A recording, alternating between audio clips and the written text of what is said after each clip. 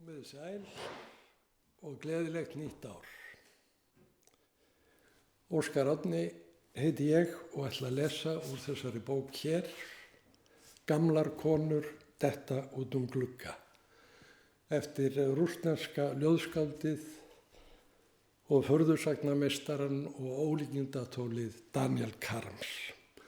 Bókin kom út síðastliðið sumar í minni þýðingu og konu minnar Áslaugar Ragnarsdóttur.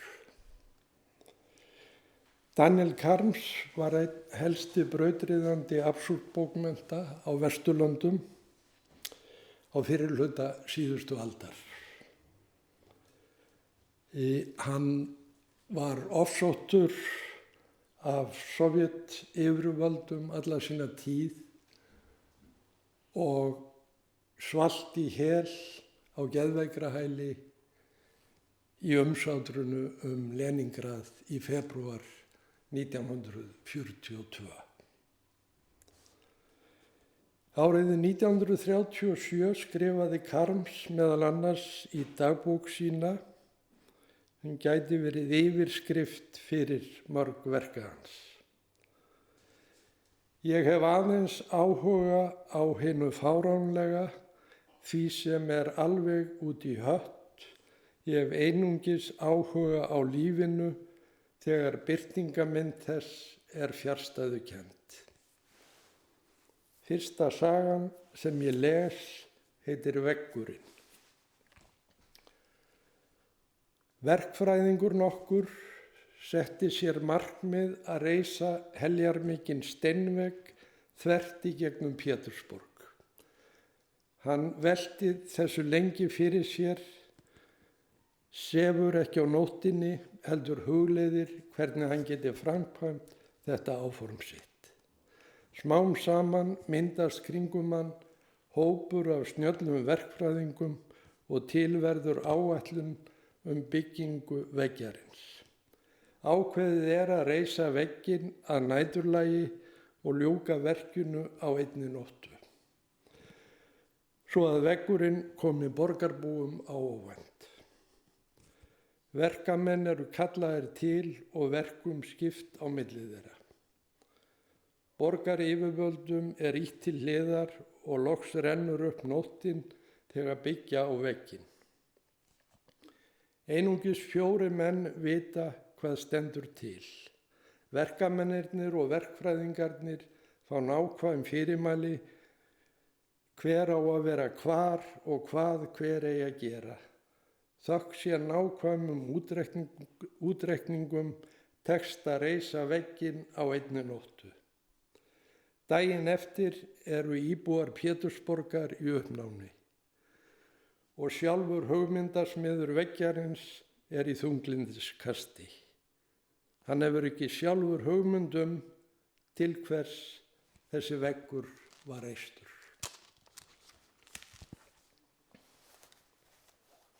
Ævintýri.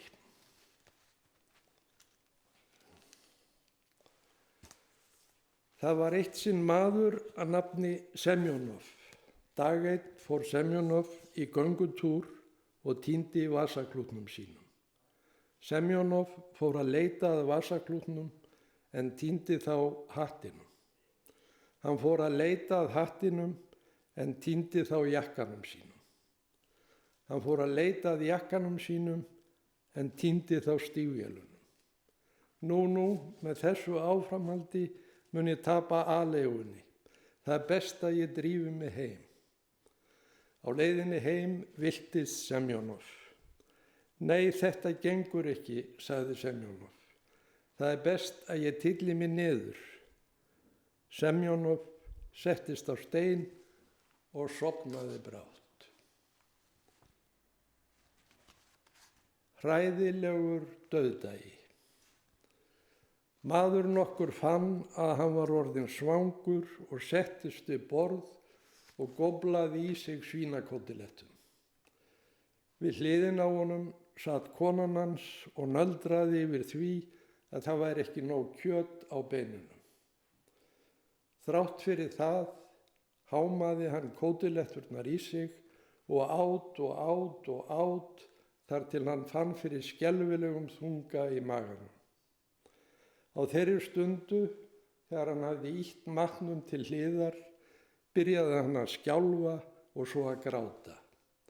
Gullúrið í vasa hans hætti að slá. Hár hans lýstist skyndilega og sjón hans stórbatnaði.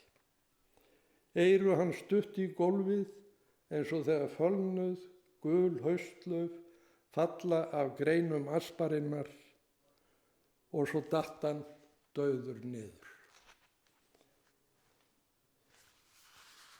Lýsi. Einu sinni var drengur sem tók alltaf lýsið sitt án þess að magla. Heyrðu, vofa, spurði náunginn okkur, hvernig stendur á því að þú ert svona duglegur að taka lýsi? Það er svo fjandi vont á bragðið. Mamma gefur mér 5 kópeka í hvers sinn sem tek eina skeið af lýsi, ansaði vofa. Og hvað gerir þú við kópekana?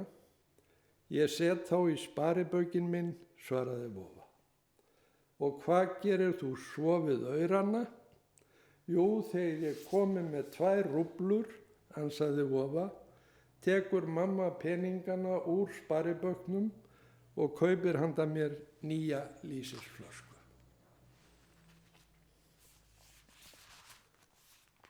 Púskinn. Það er erfitt að ræða Púskinn við mannesku sem veit lítið sem ekkert hann. Púskinn er stórbrotið skáld. Napóleon er ekki eins stórbrotinn og Púskinn. Og Bismarck var bara 0 og nix í samanburði við Púskinn. Alexander I og annar og meira að segja Alexander III eru bara tóm froða miðað við Púskinn. Ef satt skal segja, þá eru allir bara tóm froða miðað við Púskinn, nema Gógol. En í samanburði við hann er Púskinn ekkert nema froða. Þess vegna ætla ég frekar að skrifa Gógol en Púskinn. Eigi að síður er Gógol svo stórbrotinn að það er heldur engin leið að skrifa hann. Og þess vegna ætla ég frekar að skrifa Púskinn eftir allt saman. En fyrst við erum að tala Gógol, þá er næstum vonlaust að skrifa Púskinn. Og það er ekkert hægt að skrifa Gógol. Þess vegna er best að skrifa ekki neitt neitt. Og þá kemur hér saga sem ber engan titil. Kulakov kom sér vel fyrir í djúpum hægindastól og sofnaði að bragði. Hann sofnaði sitjandi og nokkrum klukkustundum síðar vaknaði hann liggjandi í líkistu. Kulakov varð skelfingu lostinn þegar hann áttaði sig á því að hann lægi í líkistu. Hvers sem hann leit sá hann eins og í gegnum móðu aðeins blóm í körfum, blómvendi með silkiböndum, blómakransa og stök blóm sem lágu á víð og dreif. Það er verið að jarða mig, hugsaði Kulakov með hryllingi. En allt í einu fann hann fyrir einhvers konar stolti að hann, þessi ómerkilega persóna, væri lögð til hinstu hvílu með svona mikilli viðhöfn og með allt þetta blómaskrúð í kringum sig. Þá er það saga sem heitir Maður nokkur. Maður nokkur lagðist trúaður til svefns og vaknaði trúlaus. Það vildi svo heppilega til að í herbergi mannsins var mjög nákvæm vigt og maðurinn hafði það fyrir sið að vigta sig kvölds og morgna. Og þannig var það að áður en maðurinn fór í rúmið þetta kvöld sýndi vigtin 4 pút og 21 pund. Morgunin eftir, þegar hann vaknaði, trúlaus, vigtaði maðurinn sig aftur og sá að vigtin sýndi 4 pút og 13 pund. Það er því hægt að slá því föstu, ályktaði maðurinn, að trú mín hafi vegið það bil 8 pund. Kráka með 4 fætur. Einu sinni var kráka með 4 fætur. Strangt til tekið var hún með 5 fætur, en það tekur því ekki að ræða það. Eitt sinn keypti 4-fætta krákan sér kaffi og hugsaði með sér, jæja, ég hef keypt mér kaffi, en hvað ætti ég eiginlega að gera við það? En þá til allrar óhamingju hljóp refur framhjá. Hann kom auga á krákuna og hrópaði til hennar, heyrðu, æpti hann, þú þarna kráka, og krákan kallaði tilbaka, þú getur sjálfur verið kráka. Og refurinn æpti að krákunni, kráka, þú ert svín, það er akkúrat þar sem þú ert. Krákan var svo móðguð að hún sullaði niður kaffinu og refurinn hljóp í burtu en krákan hoppaði niður á jörðina og fór heim í grenið sitt á sínum 4 fótum eða réttara sagt 5 fótum.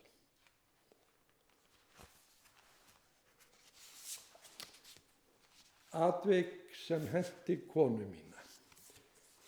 Einu sinni enn byrjuðu fætur konu minnar að óhlýnast henni. Hún ætlaði að setjast í hægindastólinn en fæturnir báru hana að skápnum og svo áfram eftir ganginum og skellti henni niður á pappakassa. Kona mín tók þá á honum stóra sínum og stóð upp og hreyfði sig í áttina að stofunni en fæturnir fóru aftur að óhlýnast henni og óðu með hana framhjá dyrunum.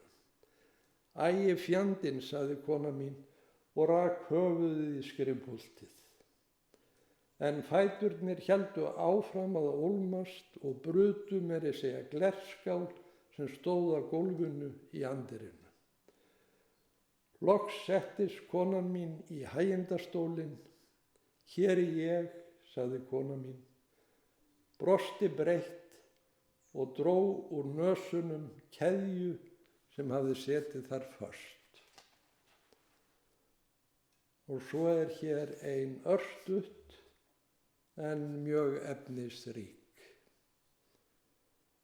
Eitt sinn þegar maðurinn okkur var á leiðinni í vinnuna, mætti hann öðrum manni sem hafði keypt pólskan brauðsleif og var á leið heim til sín. Annað var það nú ekki. Og að lokum blá minnisbók númer 10. Einu sinni var rauðhærður maður sem var hvorki með augu né eyru. Hann var heldur ekki með hár, svo að hann var eiginlega bara sagður vera rauðhærður. Hann gat ekki talað því hann var ekki með munn. Hann var heldur ekki með nef. Hann var meira að segja hvorki með hendur né fætur. Hann var heldur ekki með maga og alls ekkert bak, heldur ekki hrygg né neitt innvortis.